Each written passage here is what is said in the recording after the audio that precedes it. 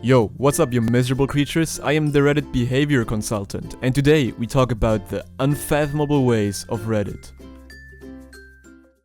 This video is not recommended for people aged under 80.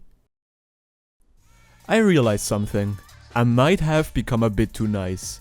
There is no other way for me to explain this epiphany Reddit is trying to push onto me. Look Reddit, let me explain it this way. You have two parts of brain, the left side and the right side. In the left side there is nothing right, and in the right side there is nothing left. Two wrongs don't make a right. Take your parents as an example. Anyways, we are here to talk about the current meta of For Honor and the tier list that I just recently updated. And never have I heard so many irrelevant peasants talk about how they don't care about my tier list anymore. The insubordinate rebel for some reason dares to speak up despite not even knowing what they are talking about. So let me shed some light on this matter. So when I went on Reddit, I found people like him. I don't even know how to pronounce your name, but let's give it a try. HV Gutcodes said, "It really shows the weakness of the tier list. Nothing has changed for those characters, yet drastic adjustments on the list means this list is fundamentally subjective. Stalling with a health lead has always been a viable tactic. Why wasn't it considered before? According to the good players, Lawbringer should never be able to hit you because, 500 MS lights are easy parries.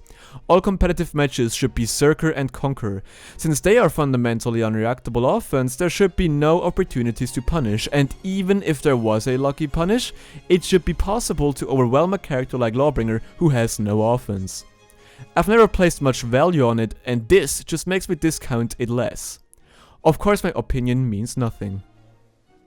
After reading what you said, I couldn't help myself and check out your Reddit profile afterwards, and this is what I found. You are right, my friend. Your opinion means nothing.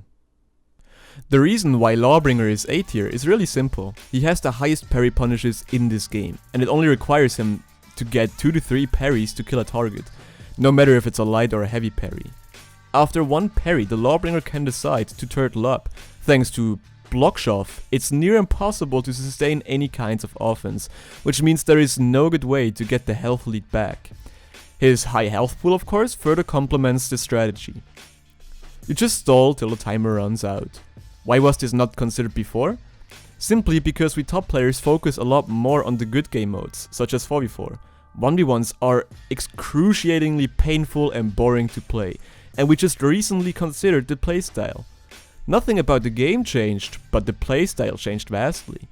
Now some might bring up the argument that if you have a bash, the Lawbringer can't get any parry punishes, and while that's not wrong, considering dodges have been buffed and therefore bashes have been nerfed, it's near impossible to land any damage at a high level. The same explanation of course applies to JJ. Now some may ask, what if neither attacks? If you break it down to the situation where neither attacks, you have to look at the risk-reward ratios and the punishes. The Lawbringer punishes are so high that even if both don't attack, the Lawbringer keeps the advantage. One Lawbringer parry deals as much damage as 2 to 3 average parry punishes. Such high parry punishes also screw the risk-reward ratio for characters like Zerg. The risk-reward ratio for 400 MS lights is completely screwed against Lawbringer.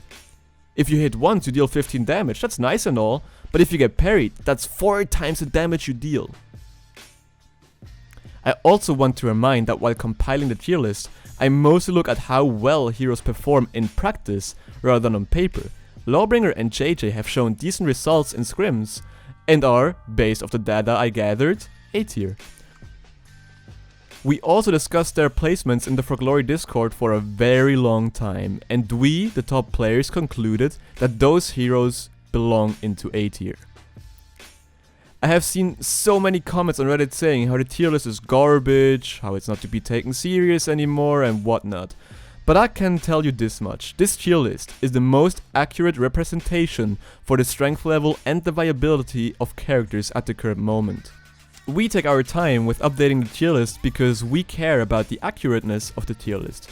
If the tier list wasn't accurate, it would have no credibility, which ruins the purpose of the tier list.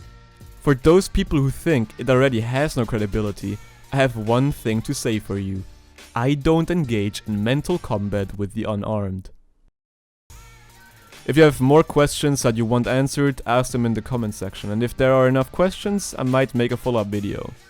I'm the Ben Shinobi Club president, and I hope I won't have to see you again.